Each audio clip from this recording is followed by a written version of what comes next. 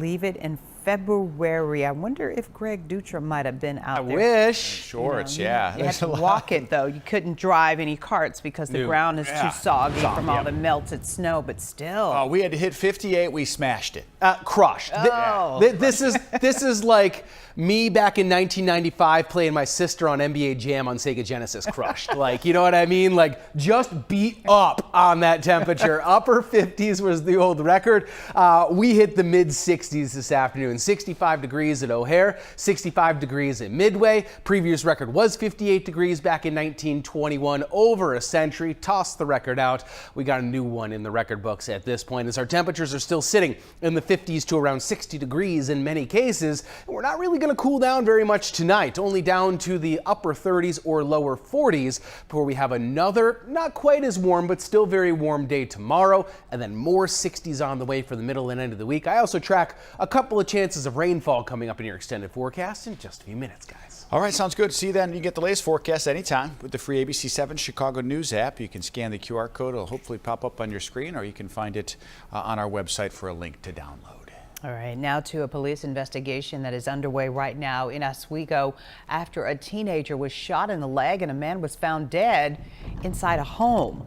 Well, the Kendall County Sheriff's Department says that the 14-year-old girl turned up at a Chicago hospital with a gunshot wound to the leg. Police learned that she was shot inside a home yesterday on Palomino Lane near Oswego. When authorities went to search that home, they found a man shot to death. The sheriff says that a person of interest is in custody. And we are also updating breaking news we first told you about on our news at 4 o'clock. An investigation now underway after a deadly shooting at an ice rink in Rhode Island. It happened in Pawtucket, just outside of Providence. The city's police chief saying that 2 people were dead and 3 others are now in critical condition. A gunman also is reportedly dead. The shooting happening during a boys' hockey game at that rink. Investigators say it appears the shooting may have stemmed from a family dispute. The search for Nancy Guthrie is now in its 3rd week. Investigators say they've cleared all family members and they're turning their focus to DNA found on a glove miles away from her home. ABC's Alex Stone reports from Tucson. A new plea from Savannah Guthrie for her mother's kidnapper to give back her mom. We still have hope. The search now in its 3rd week. Investigators still don't know Nancy Guthrie's whereabouts or who took the 84-year-old from her Tucson, Arizona home early February 1st. The focus today on a glove that was found about 2 miles away from Guthrie's home. Investigators saying they discovered male DNA on that glove. It's one of 16 they say they found and tested. Most actually belong to investigators. A black latex glove, seen here in photos captured by the New York Post, appears similar to what this masked person is seen wearing in this video from Guthrie's doorbell camera. Investigators hope the DNA recovered might lead them to somebody involved in Guthrie's disappearance. If that DNA is not in the database, then we're not going to get a hit ever. An unknown person's DNA was also found on scene, according to the sheriff speaking to ABC's Aaron Katursky. Well, you've got DNA, so that's of use. Now we have to go through and try to eliminate people. Investigators are also trying to track down where the suspect's backpack was bought. Seen in the doorbell video, investigators have determined the backpack is one that can be purchased for $11 at Walmart. Now teams are trying to trace any purchases of the backpack from Walmarts in this area. The sheriff's department says the other clothing may have also been bought at Walmart, but it's not sold exclusively there. The key is here, can you intersect a license plate, a CCTV, and a tip that takes you to somebody's door? That's still what they're looking for. And today, sources are telling us investigators are moving away from believing any family members or 2 men detained had anything to do with the crime, but the sheriff says nobody is being ruled out as a person of interest. Alex Stone, ABC News, Tucson, Arizona. Alex, thank you for that update tonight. The partial government shutdown of the Department of Homeland Security has no end in sight. Funding has lapsed over the weekend as Democrats and Republicans debate immigration reforms, and now Congress is out of town on vacation. Most DHS personnel are also considered essential, meaning they are on the job but without pay until a funding agreement has been reached. All classes are moved to online only this week at Lewis University Oak Brook. Activities on the campus are canceled. The decision was made after the university says it learned the government is leasing space on shared property that is possibly being used by ICE. Rob Hughes has more on why the university says it's decided to switch to online learning. Lewis University leaders tell me they were alerted over the weekend to the possibility of ICE using office space in the same building where they hold business and nursing classes. Provost Dr. Christopher Sint says the landlord confirmed their suspicions on Saturday. They were able to confirm that there is an ICE presence in the building. Dr. Sint says they first learned of the company of federal law enforcement in the same building where they hold classes on Saturday via social media, and quickly began putting the pieces together themselves. Most notably this weekend, there were many SUV vehicles parked on the campus or in the parking structure for the campus. So I think that was what brought most of our attention to the topic. A university of roughly 7,000 students, most of whom attend classes at the school's main campus in Romeoville. However, about 500 students attend classes weekly at their Oak Brook location. Dr. Sint says the possibility for protests and the community's concerns over ICE led them to their decision. We felt like it was a really volatile, potentially volatile environment this week for our students to attend class. Oak Brook Village President Larry Herman says the village first became aware of the Department of Homeland Security renting office space in Oak Brook after police were called for a report of vandalism Friday night, apparently targeting DHS. However, Herman says as long as DHS continues to use the space for administrative purposes, they're compliant with the village's zoning. It is not zoned for a detention facility. It's our understanding they are not operating a detention facility there. If they were to attempt to do so, it would be prohibited by our zoning. When the ABC7 I-Team reached out to DHS about the Oak Brook space, a spokesperson for DHS told the I-Team, "Is it really news that when a federal agency hires more personnel, that they need more space?" And as for Lewis University, they say their preference is to continue to use the space as they had planned for this semester, but no decision has been made about the future of their lease. In Oak Brook, Rob Hughes, ABC7 Eyewitness News. Rob, thank you for that report. Now to another top story this afternoon. Chicago Mayor Brandon Johnson's recent appearance interview with a left-wing influencer. The appearance is raising some questions about the mayor's goals moving forward. ABC7 Sarah Schulte talked to political strategists about that decision. Hassan Piker, also known by the online name Hassan Abi, appears with Mayor Brandon Johnson in Los Angeles. The podcaster has become one of the biggest voices of the far left. Piker has debated the late Charlie Kirk several times, but his live stream with Johnson was anything but a debate, more a discussion about the mayor's progressive agenda and the people trying to derail it. So there's been a massive amount of money to interrupt and disrupt our overall agenda. Johnson blamed the corporate media and certain Democrats for being influenced by corporate money, including the 30 city council members who shot down the corporate head tax. As he has done several times, Johnson took aim at Chicago Democratic donor Michael Sachs and former Mayor Rahm Emanuel. In addition, there was a slight dig at former President Barack Obama. The Emanuel administration embodied the 1% of society. You know, I mean, everything that he did that in the Obama administration as well. Oh, absolutely. Like, look, and this might be a good time to just insert a thank you, Obama, if we're going to criticize him. Piker is a self-proclaimed imperialist Marxist who has been accused of being anti-Semitic. Political analysts doubt the mayor's appearance will help his re-election efforts if the mayor chooses to run again. He's got problems with his own base. He's got the challenge of reaching out to people who don't necessarily agree with his politics. And this is just moving him further away from that. The conversation with Piker lasted over 35 minutes. Political experts say plenty of material that could backfire during mayoral election season. Doing a long-form interview with a controversial host is a gamble. It leaves a trail of receipts. And when you have a half hour or 60 minutes of content, you are giving your opponents a lot to work with. Sarah Schulte, ABC7 Eyewitness News. Sarah, thank you. This President's Day, we're going inside Abraham Lincoln's time in office. The executive director of his presidential library and museum joins us live here next. And later on, the DuSable Museum marking a major milestone.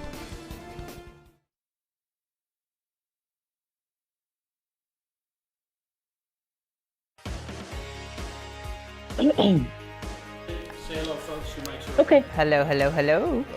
Hello. Hey, How you Christina. doing? Good. How are you all doing today? Oh, great. Thanks. It's Cheryl and Rob. We're just testing your microphone.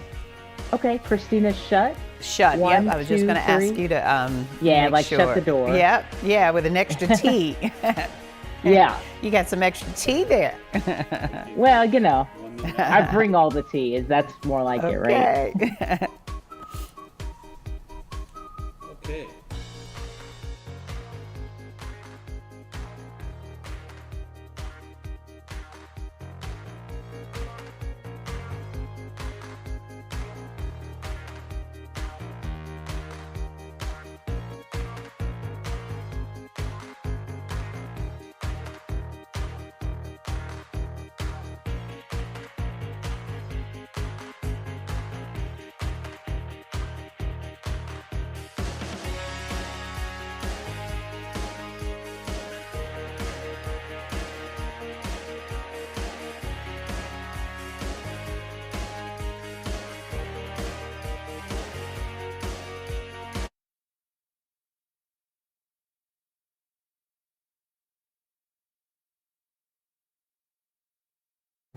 This President's Day, we're taking a closer look at Illinois' own Abraham Lincoln. Recently published book, Lincoln, A Life and Legacy That Defined a Nation in 100 Objects, examines artifacts and documents revealing details on his life and impact. It is so fascinating. Governor J.B. Pritzker gave Pope Leo a copy of this book during a visit to the Vatican last year. So joining us live on our streaming show on this Monday, we're talking about this to the author, Christina Schutt. Welcome. She's also the executive director of the Abraham Lincoln Presidential Library and Museum. Welcome. Thank you for joining us. Oh, thanks for having me today. So, Christina, what was the inspiration behind this book, and why do you think Governor Pritzker gave this particular book about President Lincoln to the Pope? Well, really, the inspiration behind the book was about making Lincoln accessible to people. You know, for most people, myself included, you know, the little bit we learned about Lincoln was that, you know, short paragraph in our high school history text. And so we really wanted to make Lincoln and American history, especially in the year of America 250, really accessible and engaging for folks. And I think that's why, I hope that's why Governor Pritzker decided to share that with the Pope, who I hear actually really enjoyed the book. What can be said now about Abraham Lincoln that hasn't been said before? Yeah. Well, I think one of the ways in which we're really approaching this is really focusing on the artifacts. So picking 100 artifacts out of our 13 million artifact collection to really highlight not just the story of that great man in history, but really the individuals who surrounded him, the people who were influencing him, who he was influenced by, and telling their stories. So telling the Lincoln stories, but through the eyes of women, the eyes of immigrants, and of course, the eyes of enslaved individuals. So, Christina, 100 objects. I hear we have the spoon that he used right before he was assassinated. Give us the top 5 that you think are so fascinating and impactful of the objects and artifacts. Oh gosh, that might be really hard. Okay. You know, for us, it was one of those things where even just picking 100 objects was hard. Yeah. But, you know, I would say that I love the spoon, in part because it was saved by Elizabeth Keckley, an African-American woman who also made dresses for Mary Lincoln. I just think that's so impactful. I love a dress that was worn by a 4.5-year-old girl who actually lives long enough. She goes to all of the political demonstrations in her town that summer, but she lives long enough to see women get the right to vote with the 19th Amendment. Which is just, again, impactful when you think about the life of one woman. And of course, things like the Gettysburg Address and the 13th Amendment, which are just those iconic documents that describe America so well. And, you know, I have to say my other one might be a little unusual. It's actually Lincoln's shaving mirror that he gifted to a Portuguese immigrant woman who worked in his home, Rita de Freitas, as right before he left to go to Washington. And I just love that, again, something so iconic like Lincoln's beard, and hearing that there's also women behind that story as well. And I think there's something powerful about seeing a physical object that this great president used and held and touched. Practical things like you mentioned, the mirror, really remarkable stuff. Where is all this stuff? Can we see it at the museum? Is it being stored? You said it's just 100, but there's so many more. There is. So, of course, folks can come just down the road to Springfield, Illinois, to the Presidential Library and see about half of the artifacts that we featured in the book on display, including that shaving mirror and the spoon that I mentioned, as well as we've had the Emancipation Proclamation on display this week. So it's a great opportunity to get out, enjoy the warmer weather that we're having, and come down to Springfield and see those objects in person, get to experience that, as well as see our kind of cool AI-generated images of Lincoln that we're featuring in the exhibit as well. Some powerful pieces, of course, of history. I think every student in the state of Illinois and across the country should make this a field trip and travel down to Springfield and see.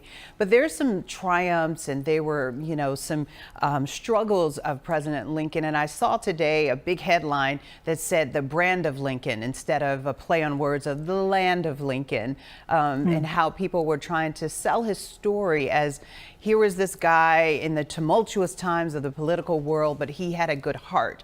So there's so much in that book that people want to share and talk about. Absolutely. You know, Lincoln is iconic for us. His face is literally sculpted into the side of the mountain. And so for us, this book and this exhibit really is about helping to humanize him, helping to bring him down, helping folks to understand that he was human just like we are, that he made good choices and bad choices just like we do each and every day. I love one of the way we end the book, we say that it's a quote from Lincoln that I have on my wall in my office. It says, "I'm just going to try to do right in view of all the lights then before me." That Lincoln was just trying to do the right thing at the right time, which I think is a message for our generation even today. Christina, what y'all have done down there is so wonderful and powerful. People who go there do not forget it. We thank you for all that hard work. It's just really a prideful thing for this state and for this country. So thanks for being with us tonight. I think the last time Thanks I was for there having me was today. 8th grade graduation. Oh, you got to go back. That was like you mentioned, AI and some other things make it pretty immersive, and you can see some of these artifacts. Yeah, and get this book. Yeah, so thanks such an so honor. much. Yeah, we appreciate your time tonight. Proceeds from sales of this book, they go to the Abraham Lincoln Presidential Library and Museum Public Trust, so that money stays focused on President Lincoln. Lincoln, A Life and Legacy That Defined a Nation in 100 Objects is available online and in bookstores. And if the Pope has it, we should probably have it too. I know I can get you for your birthday present. There we go. Coming up. Yeah, and if you want to visit the Abraham Lincoln Presidential Library and Museum in Springfield, it is open daily, everybody, from 9 to 5, except for some holidays. And you can find all the information. Just go to our website or ABC7chicago.com and get all of the information. Yeah, check out that website great too. family visit too. Yeah, it is. Everybody would really enjoy that. Temperatures climbed above 60 degrees, breaking a long-standing record. How long will this taste of early spring last? Your AccuWeather forecast is next. And plus, we have tributes that are pouring in tonight after the death of Robert Duvall. We are taking a look back at his illustrious and very distinguished career.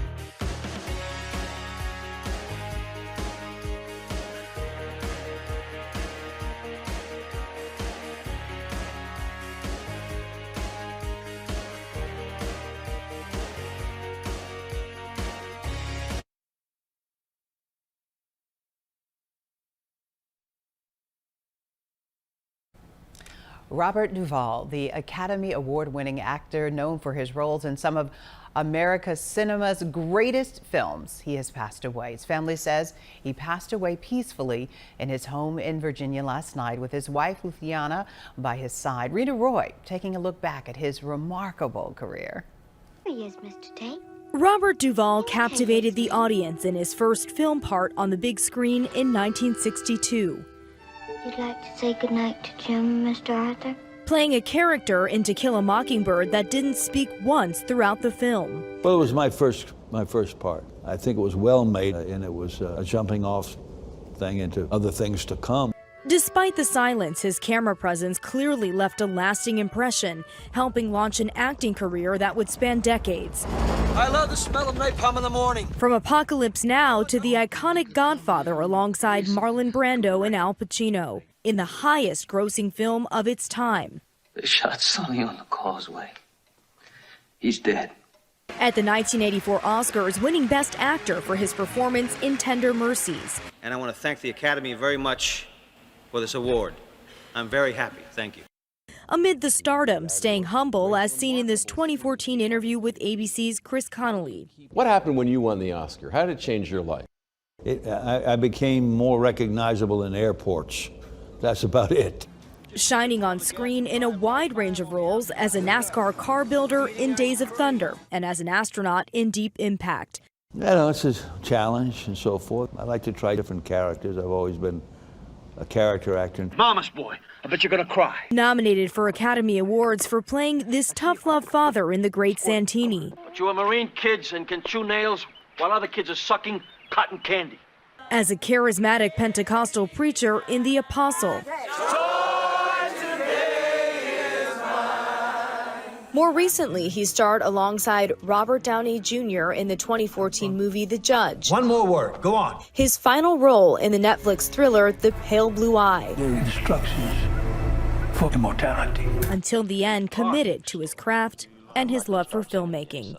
Rena Roy, ABC News, New York. So many movies. We were reminiscing on all of our favorites, and he just was an extraordinary actor. He really was. Old school acting, like he's up there. He's right. up there with some of the best, and his awards they reflect that. Like you were saying, Greg, we could watch movies of his for days. All weekend. The next time the temperatures are just bogus and you don't want to go outside, Robert Duvall deep dive, right? Yeah, like a marathon of films. Yeah, he was great. Many. Hours. Fantastic. May he rest in power and peace. And thank you. We keep doing stuff outside with these temperatures, though. It's not movie night tomorrow or Wednesday. Get everybody outside as long as you possibly can. These days do not come often in February, and we have a string of them. Temperatures up, of course, more than a dozen degrees in a lot of cases. In some cases, up 20 degrees over the last 24 hours. And that continues this stretch that we've now had of above normal temperatures, improving on our Sunday high temp by 5 degrees. And as we mentioned earlier, smashing that record high temperature, which was over a century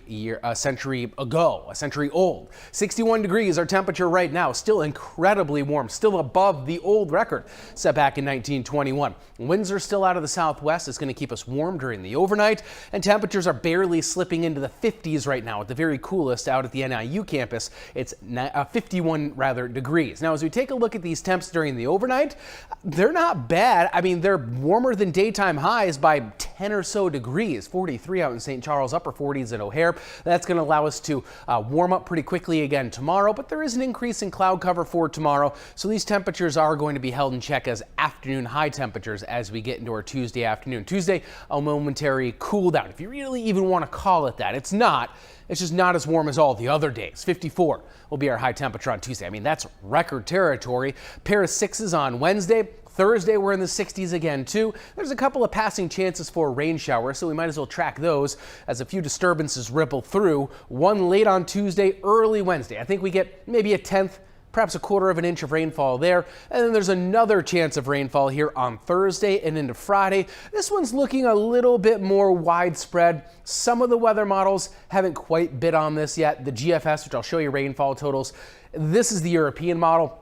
I'm starting to kind of come into line more with this, but again, I gave you the GFS numbers to give you a lowest reasonable estimate for that rainfall. So here's round number 1, as I mentioned, about 1/10 to 1/4 of an inch of rainfall. And round number 2, again, the GFS isn't so convinced, but I could see on the high end of things us seeing another 1/2 of an inch total of rainfall through the couple of days. So still something to be ironed out there in the Thursday, Friday track, but it will cool temperatures down as we head into the weekend back to or even slightly below normal, but it's not going to last very long as temperatures are yet again back on the rise, upper 30s to 40s as those temperatures by the middle of next week. So from February 23rd to March 1st, the extended forecast, days 8 to 14, a super strong signal, almost as strong as it gets for above normal temperatures to continue through the beginning of March. And by the time we get to March, our normal high temperature is getting closer to 40 degrees, which are totally manageable normal temperatures if you just go back to normal to start off the month of March. But as mentioned before,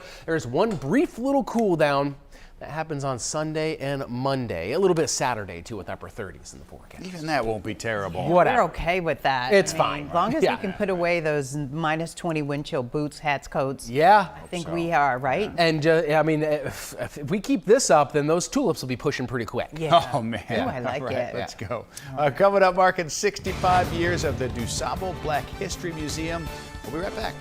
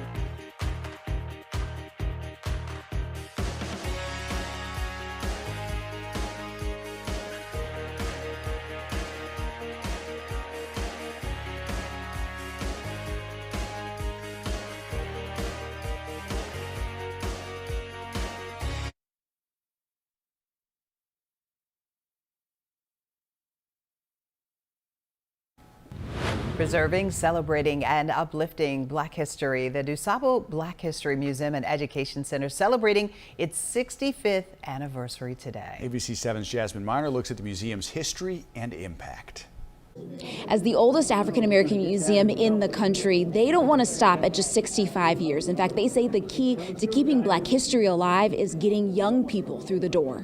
So that you can help us for the next 65 years. There you go. Whether it's the first slice of celebratory cake or busing a new group in, the message is clear. It's time for the next generation to continue the legacy. It was valuable for me to learn it, you know, and it gives you a sense of who you are. Alfred Anderson took his 9-year-old granddaughter Faith to the DuSable African American Museum's 65th anniversary. It was her first time here, but for him, it's been a piece of the journey. My dad took me to the museum when it was in the house of Dr. Burroughs. 65 years ago, the museum was founded in the house of Dr. Margaret T. Burroughs.